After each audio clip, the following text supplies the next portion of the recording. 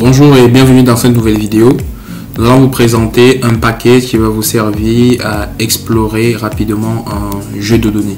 Voilà, de faire des analyses descriptives, que ce soit uni, que ce soit bi, très rapidement. Donc le package s'appelle Panda Profiling, comme vous pouvez le voir, qui s'installe de la même façon que tout autre package Python, en utilisant un pip install Panda Profiling, ou si vous êtes sur Jupyter avec le point d'exclamation juste avant. Donc une fois que vous avez installé le package, il suffit de l'importer et à l'intérieur de ce package là, nous allons utiliser une méthode qui est le profile report. Donc, nous allons continuer. Pour illustrer cela, nous allons utiliser un jeu de données qui porte sur des ventes. Donc on va tout simplement commencer par importer les packages, les jeux de données et voir à quoi ça ressemble en tête.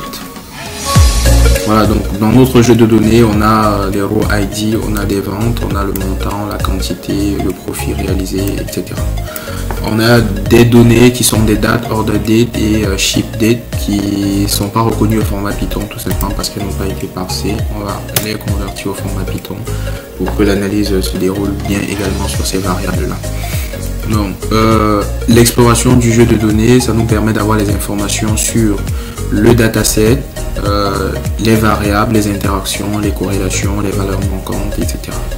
Donc là, nous allons prendre tout notre jeu de données sur lequel on va exécuter la fonction Profile Report. En paramètre, on va préciser le data frame, notre data frame qu'on appelle DF, et on va donner un titre au rapport, title égale à full profiling report. On va exécuter ça et on va regarder le résultat. Donc il y a différentes étapes, on va attendre que les étapes se terminent et on va explorer le résultat tous ensemble.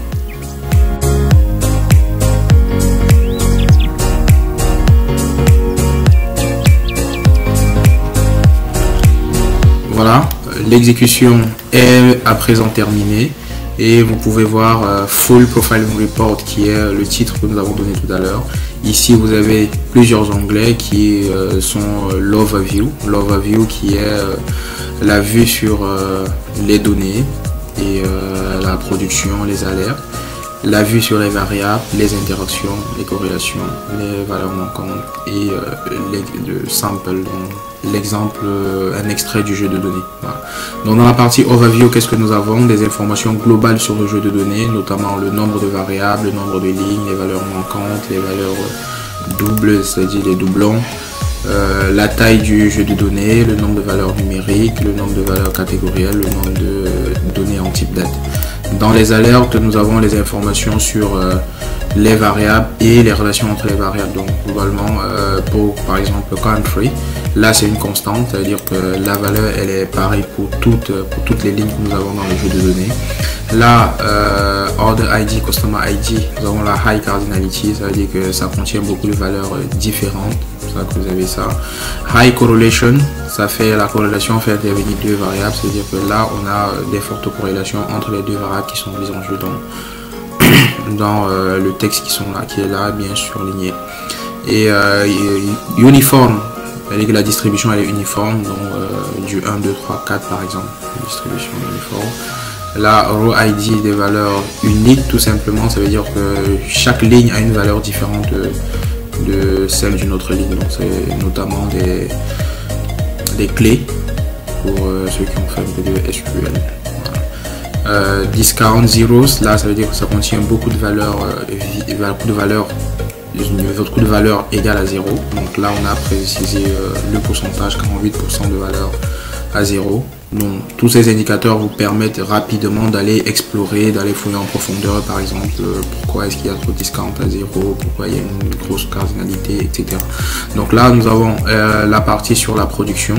La production c'est le temps en gros que le rapport a mis pour être produit, donc l'heure de démarrage, l'heure de fin, la durée, la version du package. Et la dernière information pas très utile. Donc pour la partie sur les variables, on a chaque variable analysée de façon indépendante. On va regarder le nombre de valeurs distinctes, on va regarder les valeurs manquantes de pourcentage, on va regarder la moyenne, la médiane, le minimum, le maximum, les valeurs à zéro, négatives et la taille pour cette variable là. Donc on fera pareil également pour toutes les autres variables. Et à côté, très important, on a une exploration, une représentation graphique qui nous montre un peu la répartition de la variable. Donc pour tout ce qui est catégoriel, on aura également la répartition suivant les différentes catégories présentes dans le jeu de données. Pour les données en type date, vous aurez pareil, sauf que vous aurez uniquement les dates minimales et les dates maximales. Voilà, explorer rapidement notre jeu de données. Là par exemple, on peut voir que le segment a juste 3 modalités et on a la répartition avec bien les chiffres qui sont là. Donc, voilà. Ainsi vous pouvez parcourir rapidement la répartition de chacune de vos variables. On va regarder sur la partie sur les interactions. Donc on peut sélectionner là les différentes variables et regarder les interactions entre les deux. On va aller regarder les corrélations. On a plusieurs types de corrélations. On va regarder la corrélation de Spearman. Là vous avez la matrice de corrélation bien représentée avec l'échelle pour les valeurs de corrélation qui est bien présentée là. Ça vous permet d'identifier rapidement les variables quantitatives qui ont des fortes corrélations entre elles. Vous avez la corrélation de Pearson, la corrélation de Kendall, le V de Kramer pour voir l'intensité de la corrélation entre deux variables. Là vous avez les valeurs manquantes, donc pour chacune des variables, les valeurs manquantes qui sont représentées là. Voilà, le sample nous montre les premières lignes de notre jeu de données. Donc, ça nous montre à quoi ressemble notre jeu de données. Voilà, bien présenté. Et les dernières lignes, pareil. Voilà, ça nous permet de voir à quoi ressemble notre jeu de données. Donc, vous voyez qu'en une seule commande, nous avons pu explorer très rapidement tout ce que contient notre jeu de données. Voilà. Comme vous pouvez le voir dans le notebook, il ne se présente pas, voilà, c'est très large le rapport. Et sur un notebook, il n'est pas forcément très beau, surtout qu'on peut avoir besoin de le réutiliser plus tard. Donc, la meilleure façon de faire, ce serait de sauvegarder ce résultat-là dans un fichier HTML, notamment pour une meilleure présentation. Voilà. Donc, on va aller regarder notre fichier s'il a été bien sauvegardé. Voilà, on va regarder Profile Full à 17h13, c'est bien lui qui est là. Et si on décide de l'ouvrir, on verra exactement les mêmes résultats que nous avions tout à l'heure dans le notebook. Voilà. Là, je ne vous ai pas présenté comment est-ce que vous affichez le résultat sur le notebook. C'est tout simplement avec la fonction toNotebook iframe. Et pour sauvegarder le résultat en HTML, vous faites tout simplement toFile et vous précisez le chemin avec bien un nom qui termine par l'extension .html. Voilà. Donc là, vous pouvez remarquer qu'on peut ne pas avoir besoin de toutes ces informations là, notamment les interactions, etc., les corrélations. Voilà.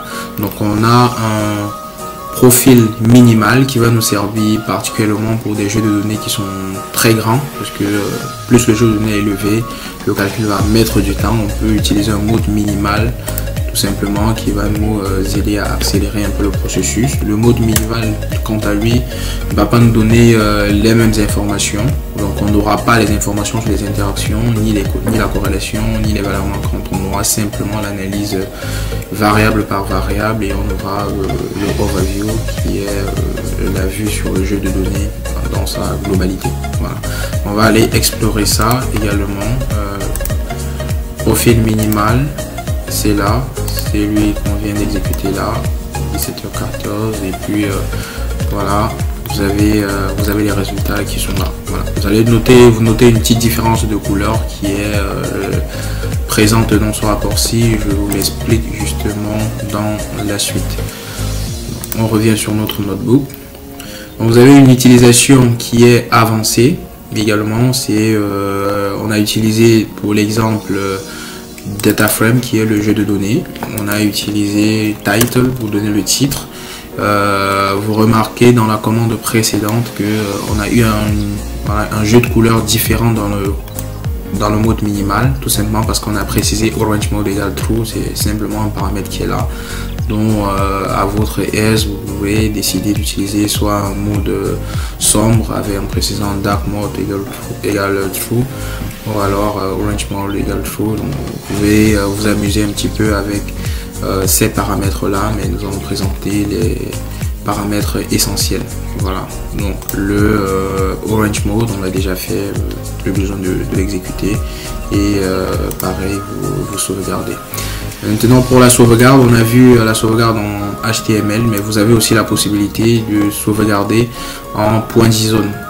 Voilà, le .json pour d'autres besoins, des besoins précis. Si vous avez besoin d'un fichier JSON en sortie, vous pouvez également le faire avec ToFile et vous précisez l'extension .json à la fin du nom de votre fichier. Voilà. Dernier petit détail sur le mode minimal. Alors, le mode minimal, on l'a dit tout à l'heure, c'est pour des jeux de données très élevés. Maintenant, vous pouvez décider par exemple d'utiliser, de ne pas l'utiliser, d'utiliser le mode normal. Mais à ce moment-là, vous aurez peut-être besoin d'utiliser un échantillon de votre jeu de données pour éviter un temps de compilation trop élevé. Et rassurez-vous que l'échantillon que vous prenez, il est bien représentatif de votre jeu de données global. Ça veut dire que par exemple, si vous avez des données en catégorie, que votre échantillon ne se concentre pas uniquement sur une seule catégorie. Voilà. Donc, il faudrait connaître toutes les catégories, comme ça vous êtes au moins sûr que ça ressemble à ce que vous avez dans la globalité de votre jeu de données. Voilà. Maintenant, nous sommes arrivés au terme de cette vidéo et merci de l'avoir regardé. Nous vous invitons à nous suivre et rendez-vous à la prochaine vidéo.